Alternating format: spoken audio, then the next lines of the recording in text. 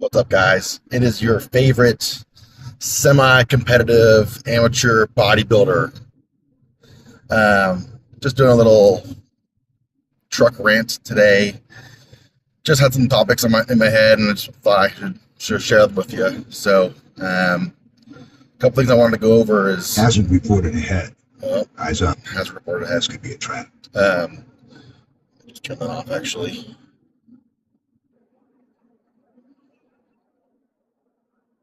There we go. Um, so there is definitely some danger to the sport of bodybuilding, powerlifting, strongman, all those types of things. Um, there is a lot of things we can do to make it healthier, keep your body in check, make sure you're getting blood work regularly. But there's some more common markers that we can definitely use to try and see how our overall health is doing.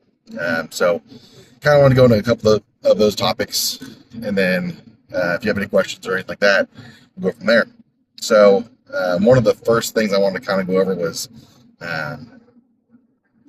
one of the most important overall markers that I think is needs to be accounted for in any type of scenario, bodybuilding, whether you're in season, prep, off season, health phase, all those kind of things.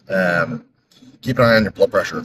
So, blood pressure is a silent killer. We see it in healthcare all the time. Essentially, people have no symptoms from having elevated blood pressure. I'm talking blood pressure in systolics of the 160s, 70s, 180s, even higher sometimes. And of course, when people are taking the anabolic substances, the growth hormone, all these peptides out there that can secretagogues, things like those can definitely increase blood pressure as well. A lot of people don't take that into account. And essentially, they're having just high levels of stress put on their body that they're not accounting for. They don't have any symptoms. That kind of just goes unchecked. So I do recommend checking your blood pressure at least once a week, if not twice a week. Trying to just make sure you're in a resting position, seated, sitting down for at least 5 or so minutes before you take the blood pressure. Make sure the cuff fits properly. Go on your bicep area here. I don't trust the wrist cuffs as well. Just anecdotal experience. Always seem to run way too high or way too low, or just never accurate. So recommend getting the full cuff. Make sure it fits you appropriately. If it's too big or too small, it's not going to rate it right. You might be just going underdiagnosed with the high blood pressure. So that's the big thing I want to kind of start with, is making sure your blood pressure is in check. Beyond that, and I see this a lot too with having friends that are bigger in the bodybuilding sphere, powerlifting, all that kind of stuff. The things we do in general are pretty exhausting throughout the day. Just working out, eating can be exhausting in its own. Sounds kind of funny to say, but hearing some of these people like kind of doze off and start sleeping in public and stuff like that, and you immediately start hearing their snoring and their sleep apnea. So sleep apnea is another thing that's a silent killer. It also is one of the secondary causes of hypertension, high blood pressure too. So they often go hand in hand. So essentially what happens is when you get too big, if no one's explaining what sleep apnea is to you, when you get too big, some of the muscles, the tissue in your neck, when you're laying down flat or even on your side, those tissues relax when you sleep. Essentially, kind of pushes back into your airway, and then you don't obviously get any airflow into your lungs. And so if you or your significant other are having some snoring issues, and then all of a sudden they stop snoring, and they might have a little like coughing or waking up suddenly or something like that, it's probably just undiagnosed sleep apnea. So you definitely want to try and get a sleep study for those. The home sleep studies are very convenient, way better than the in-lab sleep studies, that's for sure. So essentially what they are is just you wear a pulse oximeter on your finger, and then you wear the tubing that goes in your nose that checks it if you're actually breathing in and out. And some of them have a belt that kind of goes around your chest here that kind of correlates if there's any chest wall expansion when you're breathing. So all those three things together tell you if there's any apneic episodes. So I had one done. Turns out I stopped breathing quite a lot while I was sleeping. So I do wear a CPAP at night, and I'll tell you what, at first it does take a little bit to get used to, but absolutely my sleep is 1,000 times better at night. Waking up in the morning, feeling relaxed, refreshed, not like a zombie, no headaches, nothing, man. It's been the biggest game changer. I started wearing it since last November or so, which is kind of like in the middle to end of my prep. And once I started wearing that CPAP band, my blood pressure was better controlled. 2, sleep was way better. Recovery was way better. My weight started dropping much better, much quicker. So, not having enough quality sleep. Sleep is the best recovery tool there is. There's no drug, peptide, food, herbal supplement, anything that's going to be as good as sleep is. So, having quality sleep is going to help you build muscle faster. It's going to help you burn more fat. And this is all depending on your calorie intakes and such. But overall, in the right quality caloric intake or outtake state, like I said, put on way more quality muscle, way faster, recover way better, lose or not gain as much body fat. And like I said, just feeling better overall. Blood pressure can be better controlled. It puts way less stress on your heart overnight as well. Think about it. Your heart is a muscle that doesn't stop beating. If it's not getting good, high enough oxygen levels, because you're not taking oxygen into your lungs, it's going to cause strain on your heart. So that's something else that you got to really think about too. So highly recommend getting a sleep study. There is some ones where you can kind of get the sleep study ordered online. There's like some telehealth doctors that'll read it for you and all that kind of stuff. I did mine through my insurance. People's insurance kind of varies. So do whatever you need to do. Definitely, if you have any suspicion for sleep apnea, people are telling you you're snoring, you're waking up, you're feeling tired, you have to take midday naps, even after your naps, you're not well rested, your significant other can't sleep at night because you're snoring too bad, stuff like that. Definitely try and get that checked out. Let's see. Talked about blood pressure, talked about CPAP. Another thing that we see, and it's a big topic, misunderstood in the fitness industry in general, but I'll try to break it down here. I talked about it in my Instagram video a couple days ago about the creatine supplement. So kidney function is vitally important, and often it's misunderstood based off of the labs people are getting. So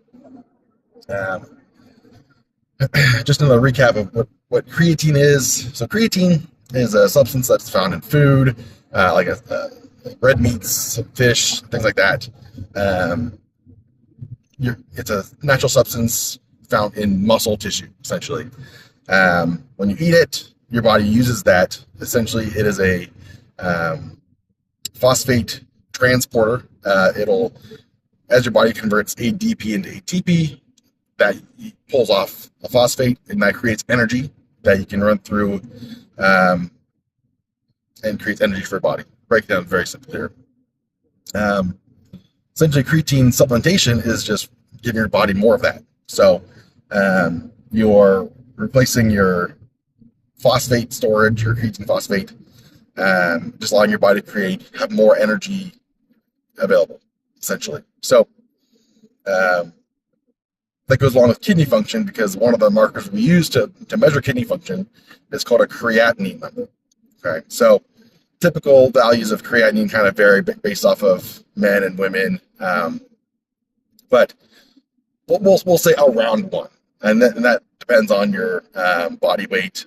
If you're more muscular, might trend a little higher, might trend a little lower if you're on the lower side of the body weight spectrum.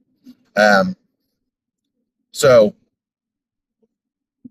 creatinine is the waste product of creatine and muscle use. So as you use your more muscles, more energy, eventually creatinine is the end product.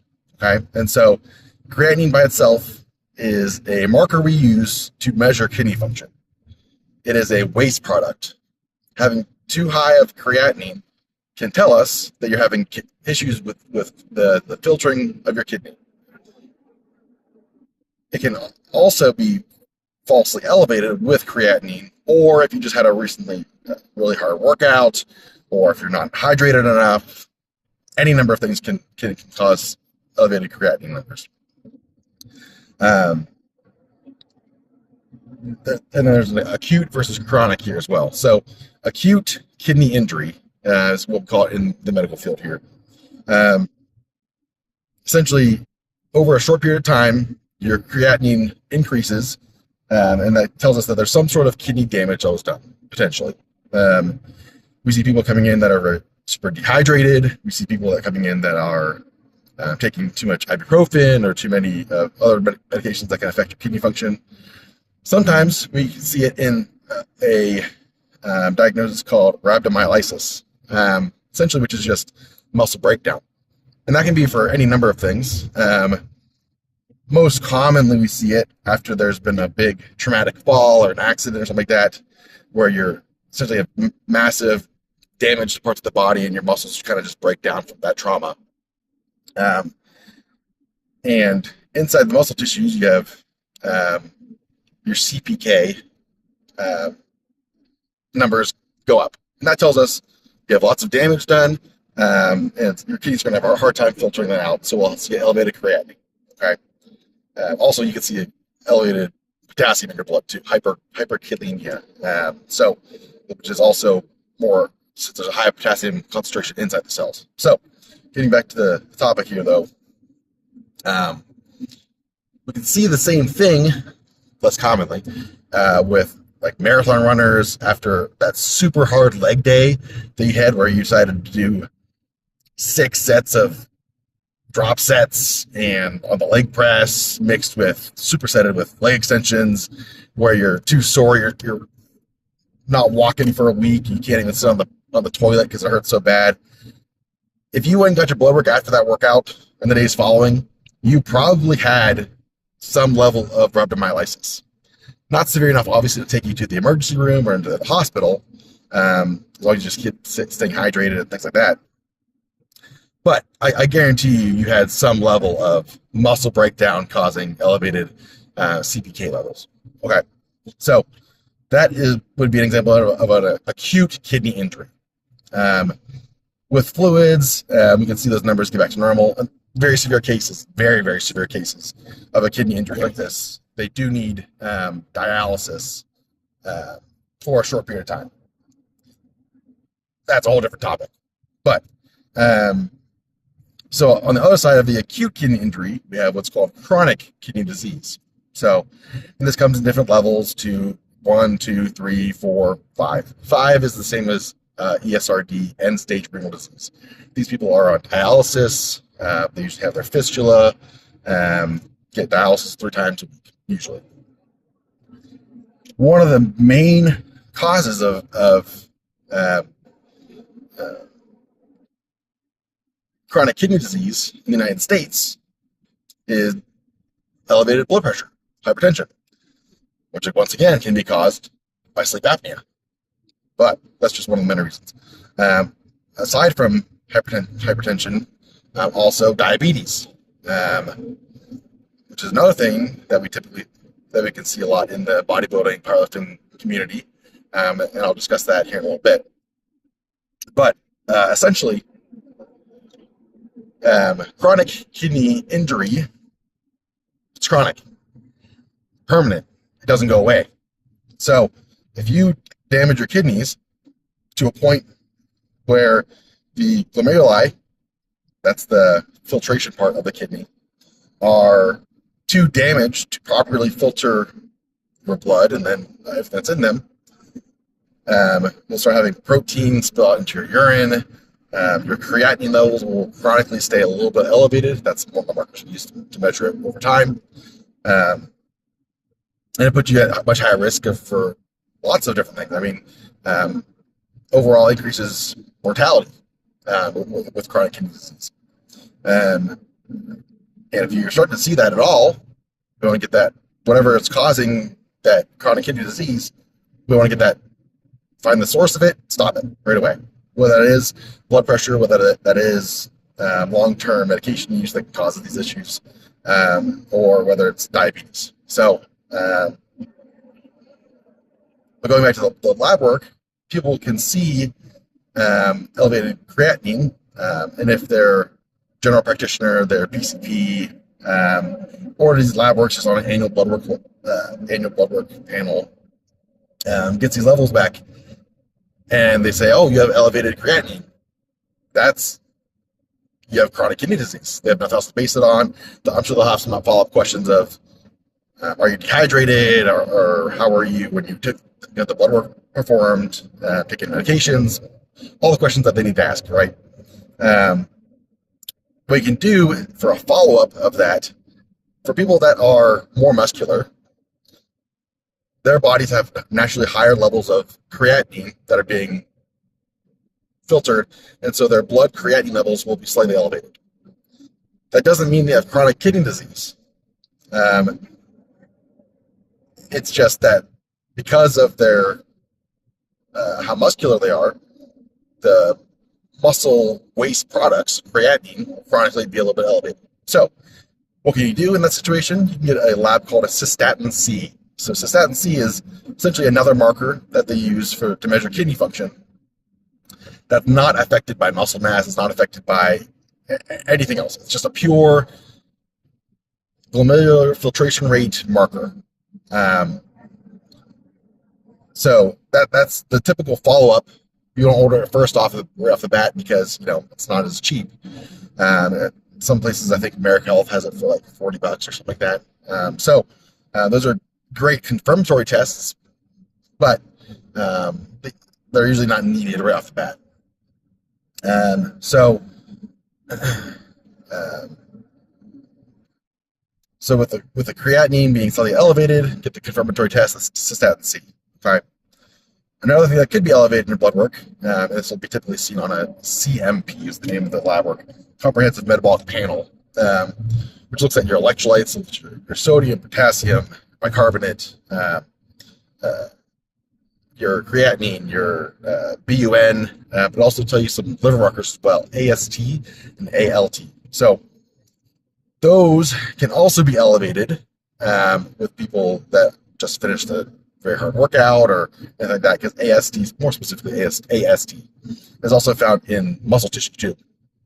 So those things can be elevated, not just due to liver injury on its own.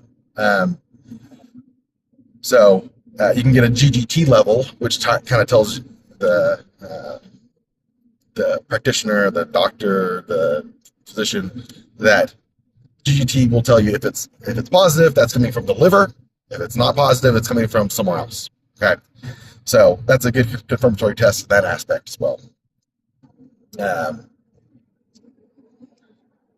And so that's all the thing on the CMP that you should really be looking at. Is your electrolytes obviously will give you a range. The creatinine, it depends on how you are. My creatinine is a little bit elevated. I got a cystatin C. My GFR is near triple digits. So my kidneys are doing great. If you just look at the creatinine number, it doesn't look like it, but it's a good confirmatory test. It confirms that it is perfectly fine. Liver function tests can also be abnormal in the setting of, there's people that do take the oral anabolic steroids elevated for those people. That's a whole different topic. I'm not gonna kind of touch into that. Um, they're very hepatotoxic in general. So even the most mild ones will have some evidence of liver damage for taking a high enough doses for them. So that's kind of all I'll say about that right now. Kind of the last topic I'll go over today is diabetes. So kind of coming from where I was a couple months ago, I was in my competition phase. I competed December 13th.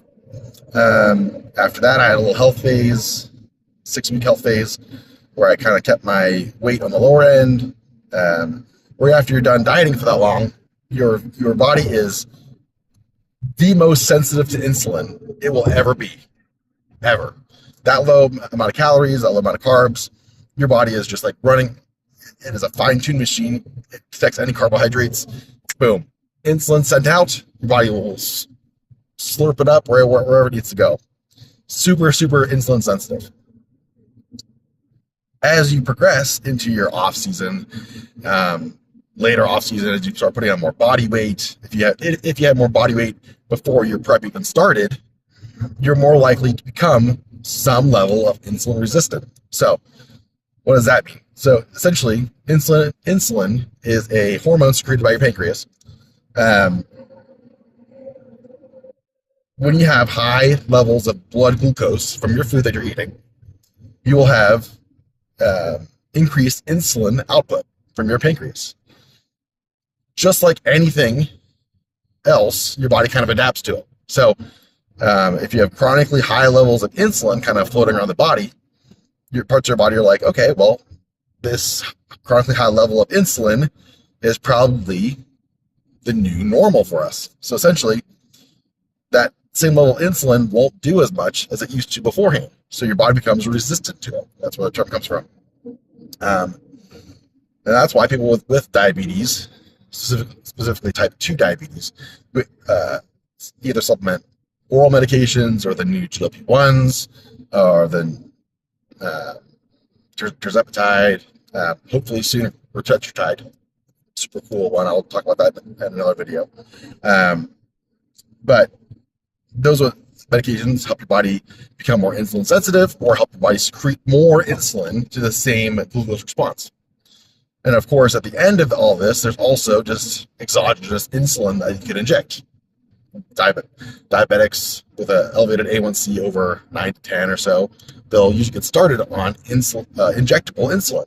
And that will help their body get above that normal range of their insulin to where their body can start absorbing the nutrients that aren't, or the glucose in their blood, and their blood glucose isn't staying super high.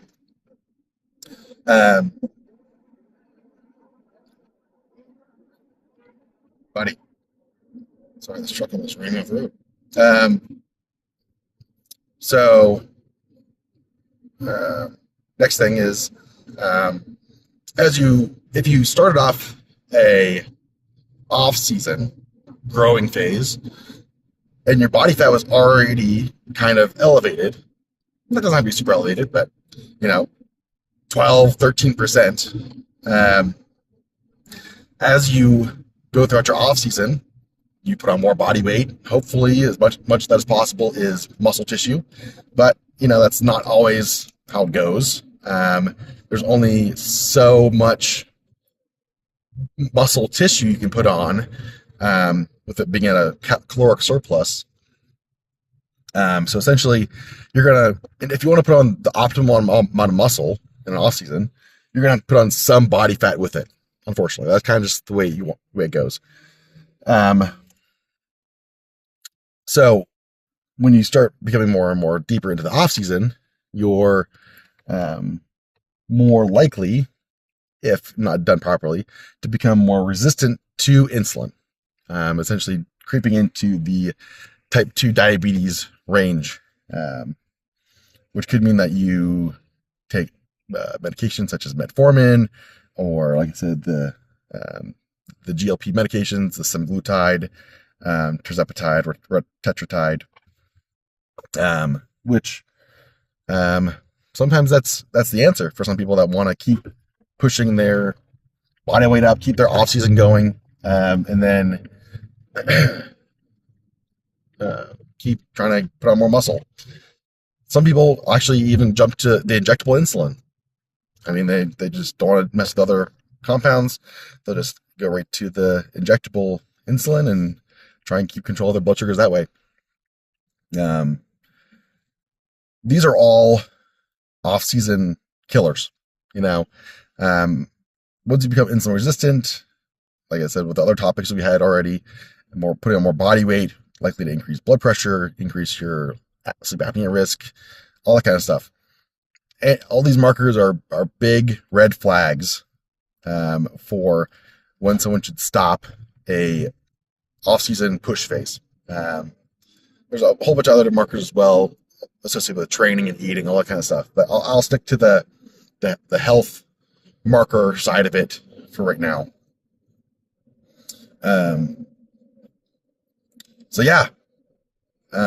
So that's my little truck rant for today. I went through some pretty high yield topics, I think. Blood pressure, CPAP, blood work, kind of overall topic, but also creatinine, liver, toxicity, and then diabetes. So that's my little truck rant. Obviously not as deep as some people may like, but that's my kind of overall overview of everything.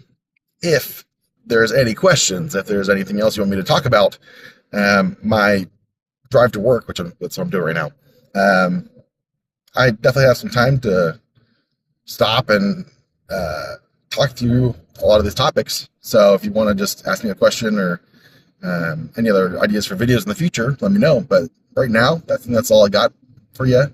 Have a great day. Keep growing, keep getting bigger, and see you next time.